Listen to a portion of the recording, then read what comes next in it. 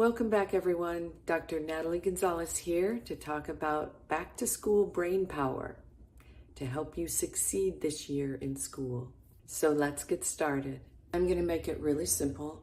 I want you to think of it in terms of sleep, exercise, food, relaxation, and your surrounding environment, which would be your family, friends, and just even your home and your household. So when it comes to going back to school, one of the things you want to be able to do is do well in school. If you're a college student, if you're maybe you're a high school student and you want to go on to college, or maybe you're just in middle school and you want to focus on this a little bit more. If you're younger, it might be your parents helping you focus on it. But either way, it's all about using all those things to help you do better while you're in school. So to think more clearly, to focus in a more narrow way, to be able to remember things that you want to do well with later when it comes to testing. Let's start with sleep. When I was growing up, I never realized how important sleep was for me to be able to think clearly and remember, and then to be able to remember for an exam or a test. I thought it was unnecessary. And in fact, in the medical profession, we didn't think it was necessary either. And the research shows that it's essential for our brains to function well.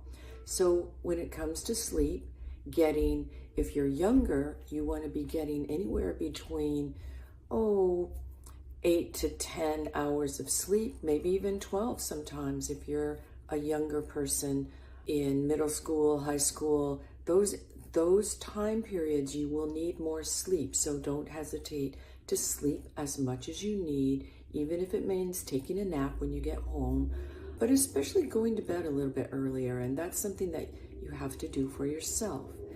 When it comes to sleep, you want to get as much sleep as you need, and sometimes that's just a matter of sleeping all the way through on a weekend till you wake up, and then finding out how long your body needs to sleep naturally without having to wake up for an alarm. And that's how you go back and you start a little earlier in the evening to make sure that you get that adequate amount of sleep for you. When we are trying to remember things, sleep helps us consolidate or solidify those memories in our brain. Sleep is essential for that. The second thing I want you to do is movement. Movement is actually my favorite.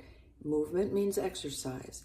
And when you exercise, your brain is being flooded with what a lot of people think of as brain fertilizer. It's being flooded with a substance called BDNF, brain-derived neurotrophic factor. And BDNF makes you grow new brain cells. It makes you grow connections between the new and the old brain cells.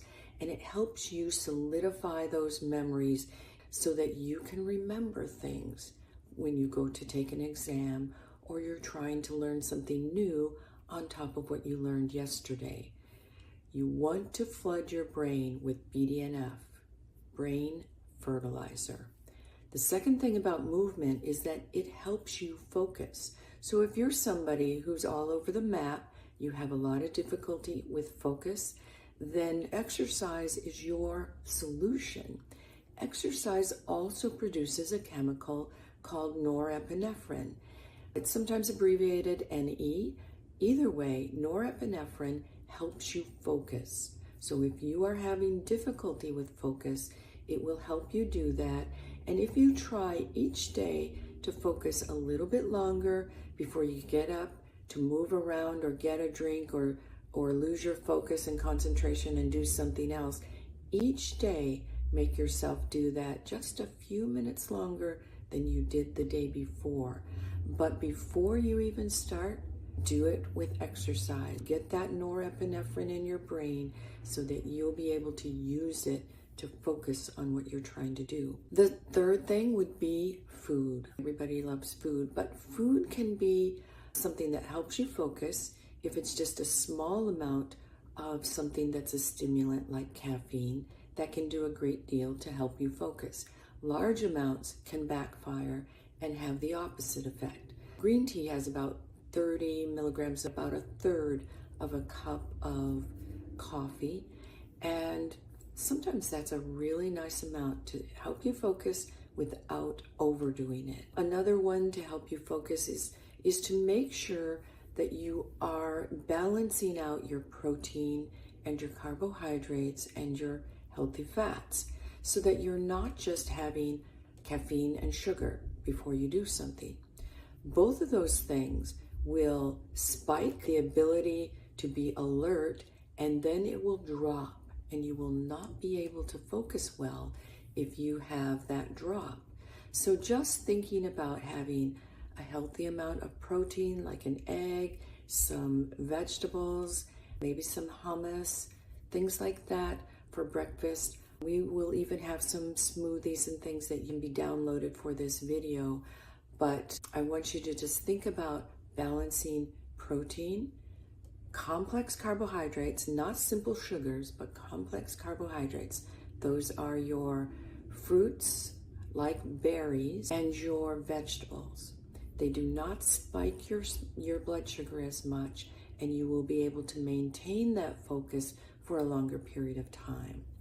Let's go to relaxation, because it's really important. If you've ever seen somebody try to give a speech and they get up in front of everybody and they become tongue-tied or they just have stage fright, that's what I'm talking about when it comes to the importance of stress and how to be able to think and remember things. Stress causes the thinking portion of your brain to go offline. That means it's so busy using the emotional part of your brain, the part of your brain that tries to make sure that you're safe. And in the process of using the emotional part of your brain, the thinking part of your brain goes offline. It's as though it doesn't do both well. So if you want your brain to work the best for thinking and logical processing and remembering, then you want to make sure that you feel comfortable and safe. And when you don't, you might just need to stop, take a deep breath, think it through for a second, and go on. And that's a really good way to help your brain come back to the logical part of the brain and be in the thinking and processing area of the brain rather than the part of the brain that's emotional and wants to run. And lastly, relationships.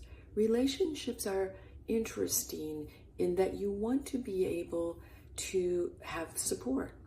And this goes back to being stressed or not stressed, because when you have support from those around you and you give support to those around you, this two-way street is a way to make sure that your brain is using the logical and thinking areas rather than the emotional areas. Feeling the safety of those around you and those that you care about will go really far in being able to help you use the thinking and processing parts of your brain.